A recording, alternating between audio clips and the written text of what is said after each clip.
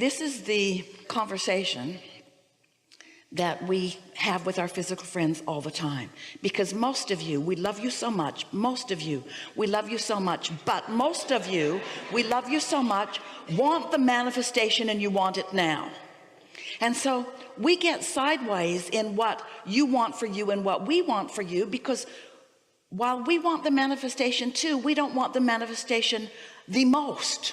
What we want the most is the open valve, so that you're constantly, not just sporadically, constantly, so that you're constantly in the receiving mode, where you're constantly able to translate into thoughts and words and experiences this vibrational reality that's ripe and ready for you to translate it. So a question like, when am I going to get there, keeps you from ever getting there, because you're focused upon the absence of what you want. Now stay with us just a little bit. You following us so far? The thing that keeps you from being all the way to where you want to be is your awareness of where you are. Someone gave Esther the most wonderful gift, and she lost track of it. She thought she'd left it one place and she couldn't find it, and she looked for it and looked for it and looked for it and looked for it and looked for it. In her office in Texas, she has a closet that's all drawers, file cabinets. It's behind a door, so she really likes that, because she doesn't like her mess out around her. She likes her mess in there where no one can see it. And in this closet there are 3 big files this way, and 3 big files this way, and 3 big files this way. And she has opened every one of those 9 drawers 100 times looking for this. And then she finally just gave it up. She started telling everyone, I've lost it. I don't know where I left it. I've looked everywhere that I can think to look. I cannot find it. And the other day, after about 6 months of looking for it, she opened the bottom drawer, and there it was. Now her natural assumption was someone was hiding it and they put it there. Someone hid that from me. They're just playing games with me, because there it is in plain view, right where I've looked over and over and over and over and over and over and over and over and over and over and over and over and over and over and over and over again. It seems illogical. In other words, she thinks that you should commit her to the insane asylum, because this is a drawer she's looked in, and it was right there. It was in plain view. It was in plain view, and it's big. It's a iPad MacBook Pro, big. It's big. It's big. It's big. It's big. It's big. It's big, and it doesn't look like anything else she has. It's big. It's big. It's big, and it was right there. So if Esther can have an experience where she believes that something is lost because it wasn't where she first looked, she thought she left it over there, and when she looked over there, it wasn't there. And so the fact that it wasn't there, she put an engine on her. It's not there. It's not there. And then she looked over there, and it wasn't there either. And she put another engine. Then she looked over there, and it wasn't there either. She looked so many places where it wasn't, that she decided it was lost. And her belief that it was lost was so strong. Her belief that it was lost was much stronger than her desire that it was found. Oh, interesting. Her belief that it was lost was so much stronger than her desire that it was found. Truth was, she didn't really need it. Truth was, she had so many things in her suitcase already, she couldn't lift it into the overhead bin. So she had gone on a trip and had decided not to take it because she didn't really need it. And so in the absence of desire, when she came back, the absence of desire was still there. It wasn't something that she had asked for. It wasn't something that she wanted. It was just something really nice that someone gave to her. So in absence of desire, that belief really held strong. This is really worth thinking about, isn't it? So what do you think constitutes the majority of your beliefs? What is? You look around and you see that, so you believe it. You see that, so you believe it. You see that, and so you believe it. So you see your bank account and you believe it. You see your credit limit and you believe it. You see the bills coming in, you believe it. Reality is so believable because you're translating it through your physical senses. And most people would call it completely illogical for you to believe something that hasn't already manifested. They would call you delusional. They would say, hey man, you've got to face reality. And they don't understand it when you say, I'm not facing reality, I'm creating reality, because most people are recreating the reality that they're facing.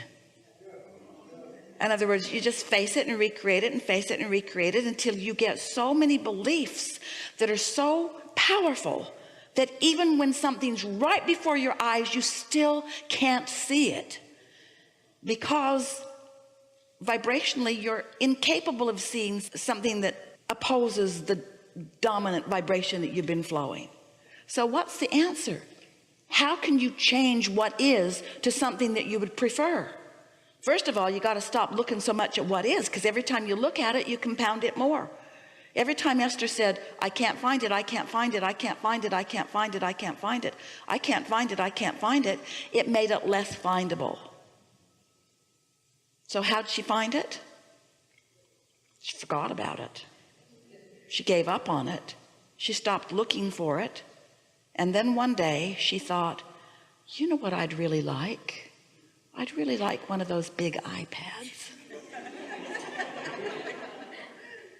And within a minute she had found it. So she suspended all of her belief that it was lost by taking her attention away from it long enough that it wasn't active. And when the slightest little desire was active within her, she went right to it. It happened to her. So she believes us. So when you say, how far am I from what I want? We say, let's not talk about distance. Every analogy is flawed a little bit. That's the flaw in the analogy of Phoenix, Yuma, San Diego. That's the flaw in that analogy, because this, how far am I from the manifestation of what I want, isn't about distance, and it isn't about time either. It's about vibration. And if it's about vibration, then the only way you can translate it into anything relative means it's about emotion. So how far you are from anything means how good or not good you feel about it, period. So if you say, I'm joyful about this, you're right on the doorstep of its unfolding. If you say, I'm pensive about it, or I'm worried about it, or I'm guilty about it, or I'm lonely about it, or I'm disappointed about it, then you're far. But not in terms of distance or time, in terms of vibration. And the thing about understanding that you're only vibrationally far away from it, only emotionally far away from it, is that you can go to sleep at night and, oh, hear this. When you go to sleep at night, all the engines go to sleep too. All momentum stops. And when you wake up in the morning, you're on this neutral track where you get to decide how far you are from what you want. So start out. Cautiously isn't the right word. Deliberately is a better word. How far away from a good thought am I is the thought that you want to have when you wake up. Because if you wake up and you start complaining right away about what went wrong yesterday, then you're far away again. But if you wake up and you're looking for a reason to feel good, then you're warmer. If you look for another reason to feel good, then you're warmer. Look for another reason, and then you've got momentum going, and then there's no distance. And then you're having good ideas. That translation of a vibration to a thought and a thought to a thing, when that idea occurs to you, this is the process of it unfolding. Do you know how much has already happened before there is a manifestation? Almost all of it. So when you say, how close am I? When you or anyone, when any of you has a desire that you want to manifest, and you say, how close am I to this manifestation? We say, well, it's 99.99% done. That's how close you are. Wow. That's how close you are to everything that you want. And you know why we say that?